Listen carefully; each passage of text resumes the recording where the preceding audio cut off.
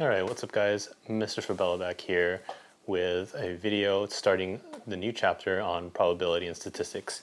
So, I can do this here. If you notice, I'm wearing a different jersey, not a Liverpool or Team USA or Spain, this is Galaxy, but if you didn't notice, right here, I don't know if you can see that, but good old Stevie G, Steven Gerrard of Liverpool, Liverpool legend.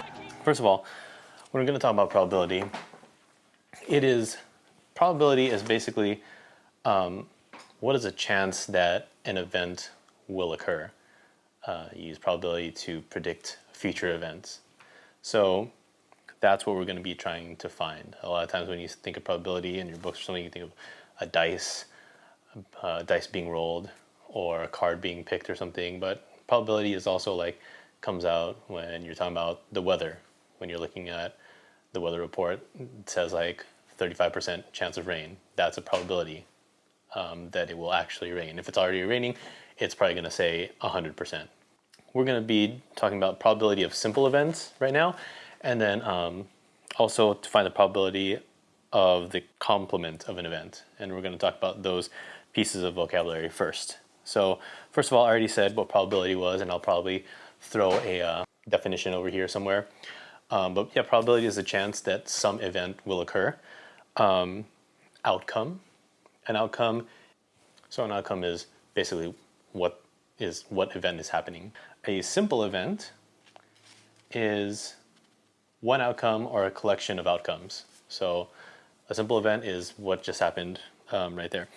And then complementary events. Complementary events we're going to come to talk about and more examples of these later. But there are two events in which either one or the other must happen. So two events where either one or the other must happen. So like I said, with rain, if you're going to count just any kind of precipitation as rain, like drizzle or whatever, it's either raining or it's not raining. So those are two complementary events. The probability of two complementary events, it's going to be 100%. Okay, so what is probability?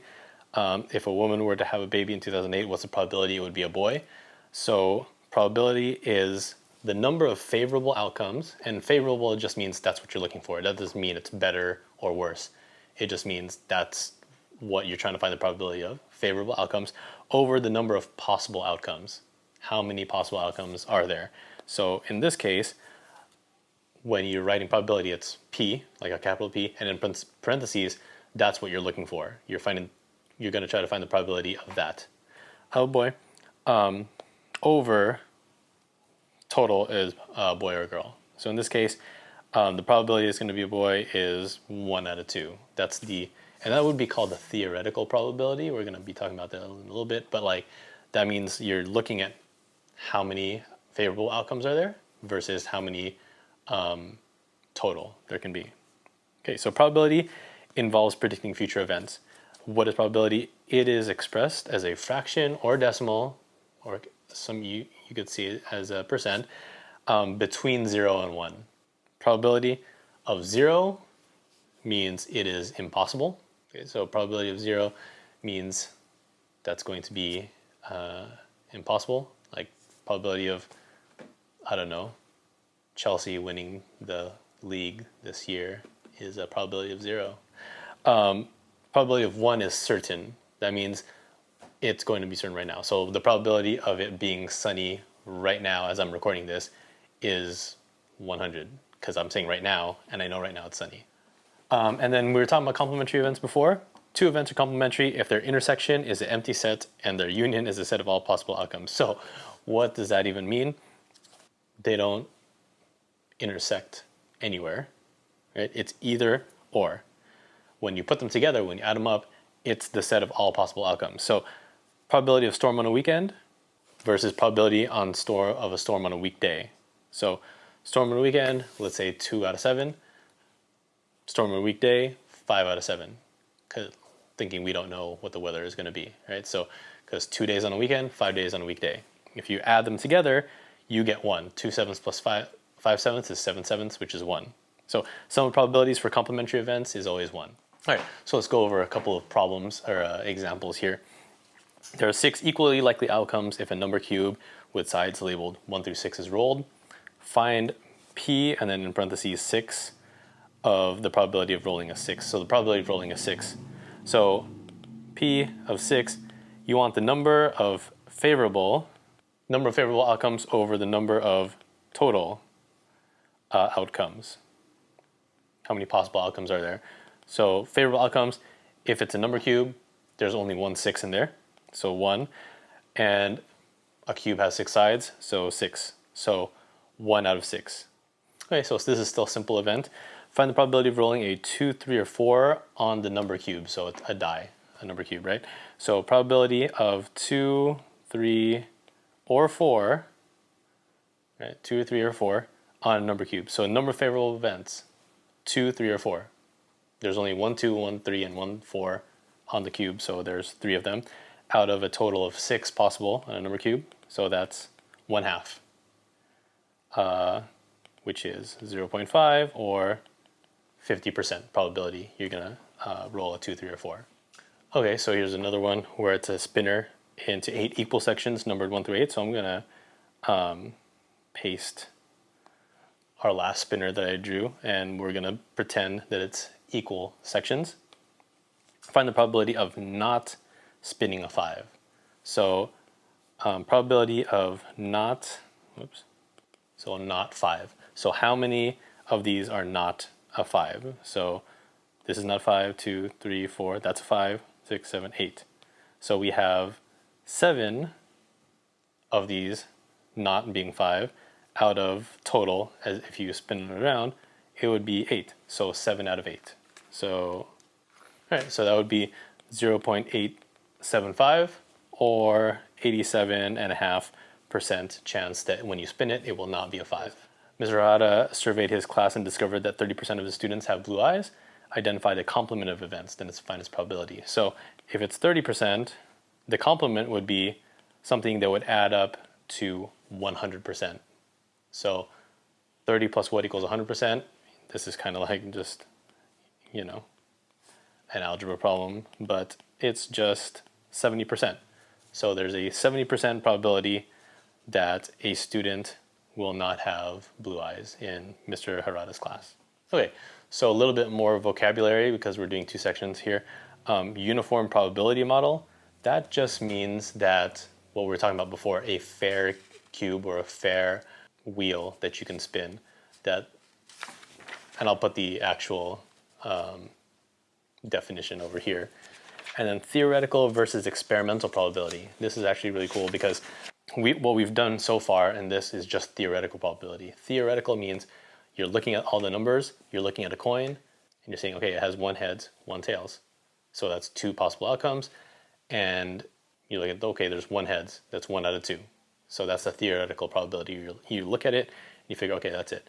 Experimental probability is exactly what it sounds like. You actually do an experiment. You flip the coin however many times, 10 times, 100, 500, 1,200 times, 1,000 times, and you count how many times did it land on heads over how many times did you flip it. That would be experimental probability. Some things you would need experimental probability because there's no theoretical probability. So yeah, like something like rolling dice or flipping a coin, that would be easy to do theoretical probability and experimental probability. Something that's not is something that would occur like in a day. Like, what is the probability of a student wearing a blue shirt?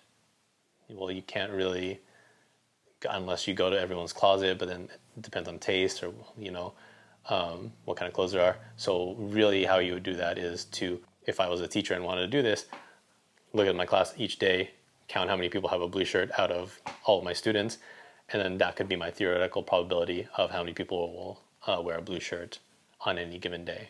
So that's when a theoretical or experimental probability would be needed, and theoretical wouldn't really be feasible. Let's go with this, and we're going to be using your skills before that you've used with proportions with this. So the graph shows the results of an experiment in which a spinner with 3 equal sections, so 3 equal sections, is spun 60 times. So it's going to be spun 60 times. Find the experimental probability of spinning red of this experiment. So they did 3 equal sections, spinning red. So right here, red spun 24 times. So probability of red, it spun 24 times. And they said they spun it a total of 60 times. You could have also gotten 60 by adding 24 plus 15 plus 21, because they should all add up to 60. If it spun 60 times, it had to have been one of those three. So this is 24 out of 60.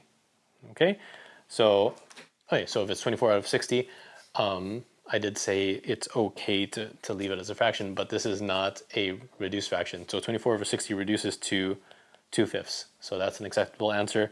So 0.4 or 40%. So it's a 40% chance that it would be red. And that's the interesting thing that I want you guys to think about. Like, if in a perfect world, theoretical probability would match experimental probability each time, but that's not really the case. One of the reasons is because it only got spun 60 times. 60 times sounds like a lot, but really when you're talking about probability, that's not that big of a sample space. The more times you do this experiment, the closer and closer it will get to its theoretical probability. And if we just did theoretical probability, if it was a spinner with, so if it was a spinner with 3 extra equal sections, right? And, you know, this is, what is this? So if this is a spinner with 3 equal sections, the probability of red, the theoretical probability of red, would actually be 1 out of 3, or 0.3 repeating, or 33.3%. But that actually does not match. It looks like it's more likely you're going to spin red. So it's not exactly going to match. So if this was actually a fair spinner, then if I did this maybe 10,000 times, it would be very, very, very close to 33.33%. Also interesting if it's experimental probability, because sometimes if you're making an actual spinner, it might not be a fair spinner. It might not be a fair die. So maybe this is actually true. Maybe the person who drew it just kind of like drew it the way I did, and the red could be a little bigger than the other two sections. So that's why experimental probability is very useful as well. Okay, so here's a problem from Alex. It's a multi-part problem here. Heather is in charge of planning a reception for 3,600 people. 3,600 people. She is trying to decide which snacks to buy. She has asked a random sample of people who are coming to the reception what their favorite snack is. Here are the results. So you have a table there: cake, pretzels, cookies, and other. Based on the above sample, predict the number of people in the reception whose favorite snack will be pretzels. So we're going to concentrate on this right here.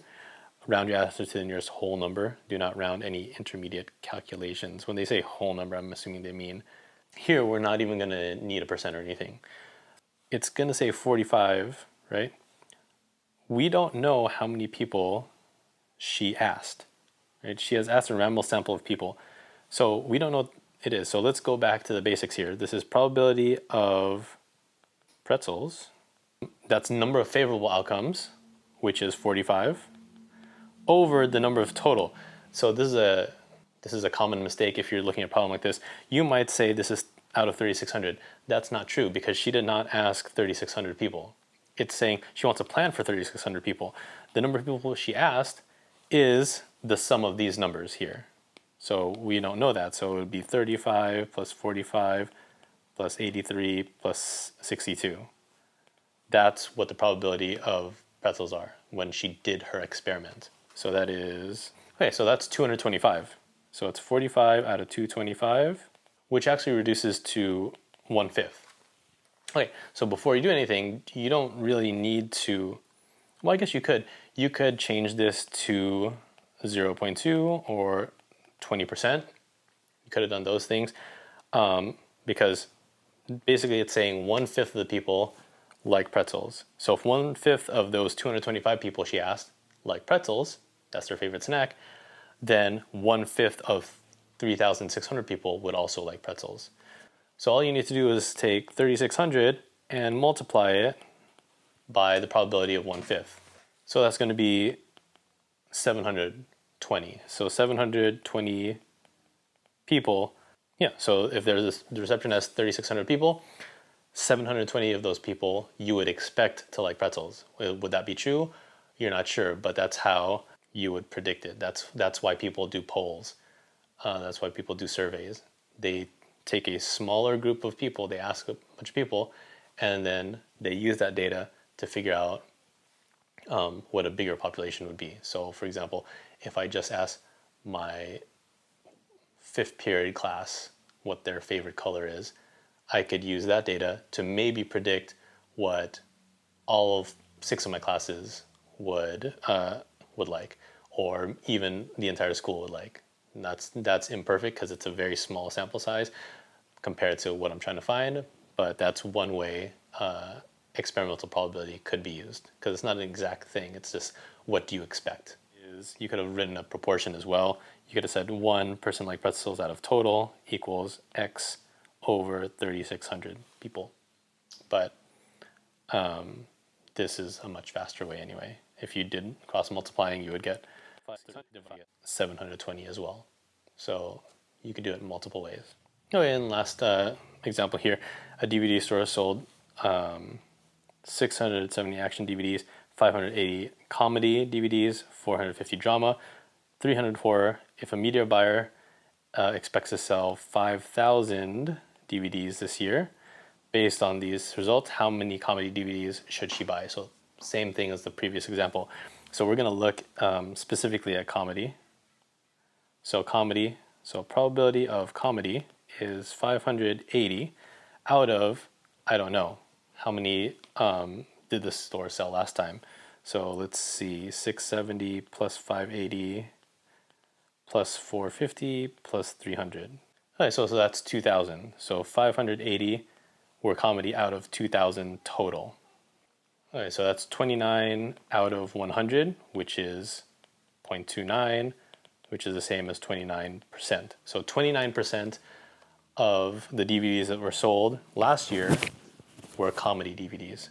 So based off of that result, if he expects to sell 5,000 DVDs, you could just take 5,000 and have 29% of that. So 0.29, so 29% of 5,000, which would be about 1,450. Not about, it would be 1,450.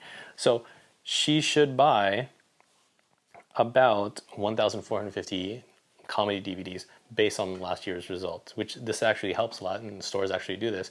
You don't want to buy like an equal amount because some genres are more popular than others, some snacks are more popular than others, some colors are more popular than others, and you want to figure out based on past data, like the kind of people who shop or rent from your store, what they like, and use that information for future years instead of just guessing and I think it should be this, or let's make an equal amount or something. So this is a good indication. So if I saw this data, then maybe I would order about exactly 1,450 DVDs, or 1,500 or 1,400 or something like that.